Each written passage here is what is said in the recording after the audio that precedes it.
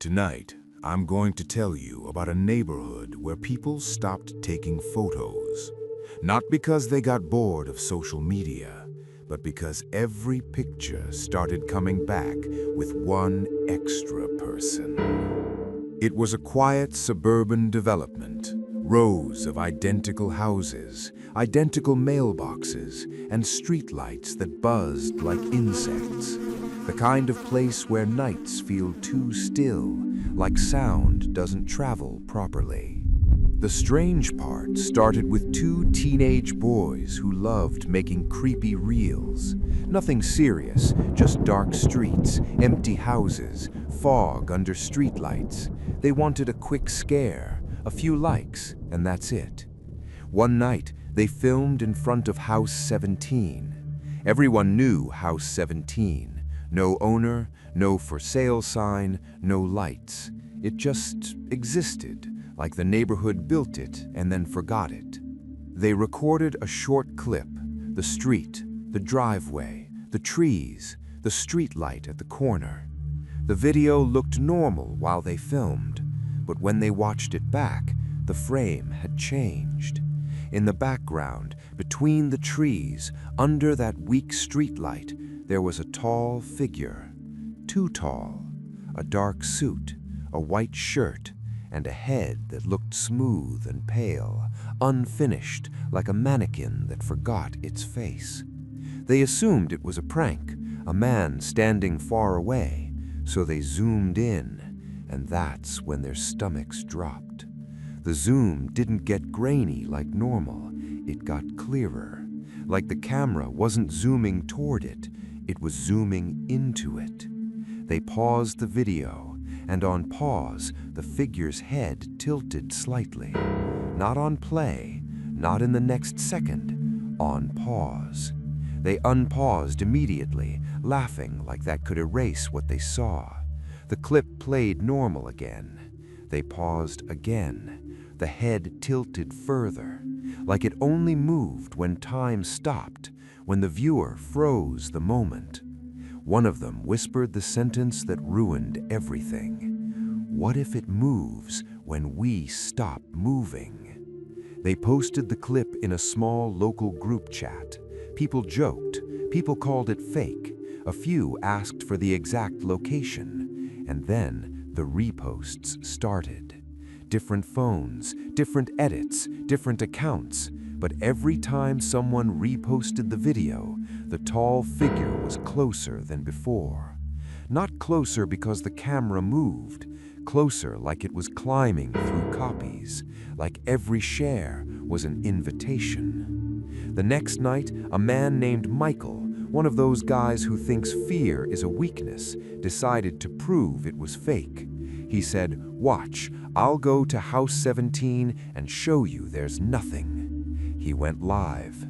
Viewers watched him walk down Maple Lane, smiling, joking, turning the camera to show empty streets.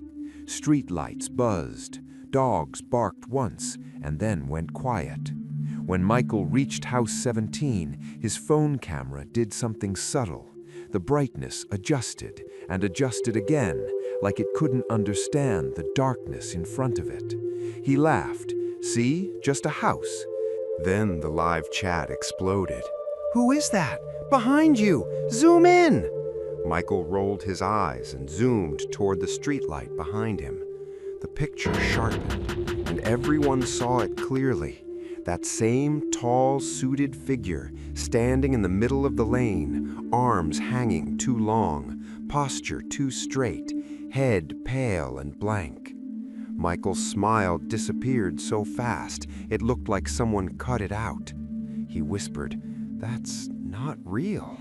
He waved his hand in front of the lens, but the phone refused to focus on him. It stayed locked on the figure, like the phone had chosen a subject, like it had been waiting for one.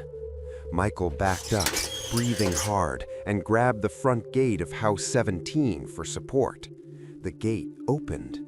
That gate was always locked, always.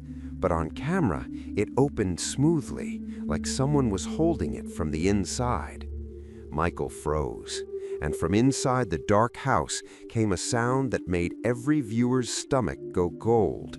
Not a scream, not a growl, a calm, slow exhale, like someone had been standing behind the door for a long time, waiting for the moment it opened.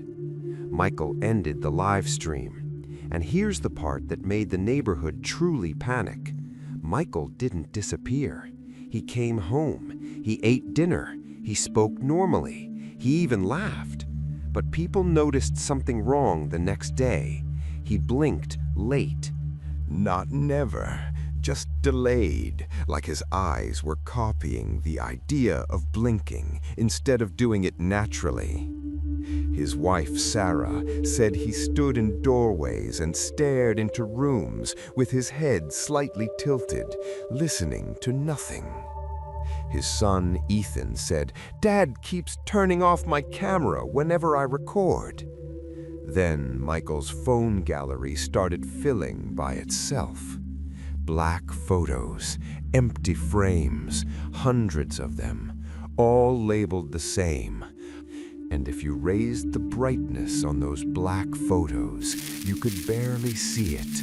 A hallway, a staircase, a doorway, like the phone was taking pictures from somewhere else, from inside House 17. People deleted videos. Admins removed posts. Everyone agreed to forget. But forgetting doesn't work when the thing has already learned your face. Because after that week, a new problem started. Selfies in the neighborhood began blurring people's faces. Not a normal blur, a smooth blur, like the camera couldn't find where a human face ends. Like something was teaching the algorithm a new shape of person. A family moved out in one night. Before they left, they slid a note under the security guard's door. Not a prayer, not a warning story, just one rule written in neat capital letters. Don't make it notice you. And the guard, shaking, pale, eyes fixed on the dark CCTV monitor, whispered the last line anyone heard from him before he quit. "If you can see it in the video, it means it's already in the room with you." Have you ever felt like something tall was watching you? Comment yes. If you like our videos, do like and subscribe for more creepy horror videos.